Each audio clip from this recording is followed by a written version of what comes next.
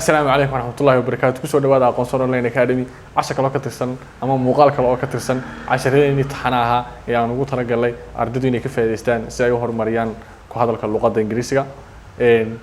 10 كينن وحنا كو أرك دونا أما كو قادن دونا أما باين كو بران دونا 10 ways to say thank you طبعا قاب وقفك أقول مهل علين كرتون أما قفك أدوران كرتون مهل سني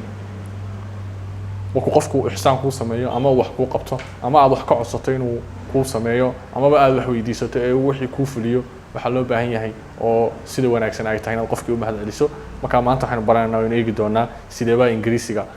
qofka loogu mahad celiyaa ama loogu mahadnaqaa ka ugu horeeya arki doonaa wax weyn aad qofka wax ku sameeyo wanaag ama ihsaan ku sameeyo aad ku tiraahdo thanks mahadsanid aad ku taado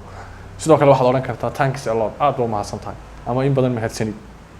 waxaad sidoo kale oran kartaa thank you so much aad iyo aad baad u mahadsan tahay waxaad isticmaali kartaa oran kartaa thanks a million aad ku oran kartaa qofkii boqol jeer iyo wax ka badan ama million jeer mahadsanid waxaad sidoo kale oran kartaa thanks for your help waad ku mahadsan tahay caawimadaada ama waxaad oran kartaa thanks for helping me waad ku mahadsan tahay inaad caawiso aniga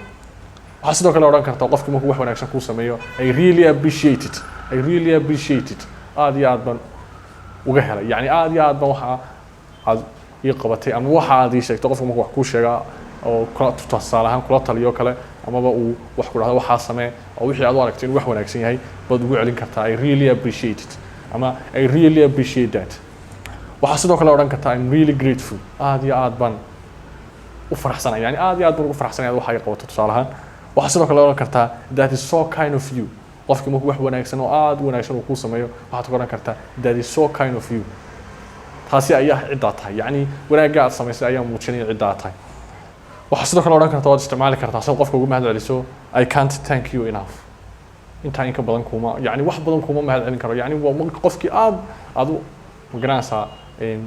riyaaqsan tahay wuxuu ku sameeyay ama wuxuu ku qabtay oo aad uga heshay wuxuu ku qabtay oo aanad mahadnaq ama eriyo aanad ku soo koobi karin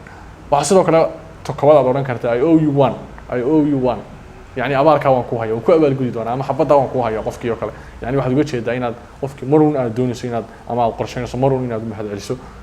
صدق كلام أنا كان على واحد استعمال كرتا وأنا كرتا I can't find words to express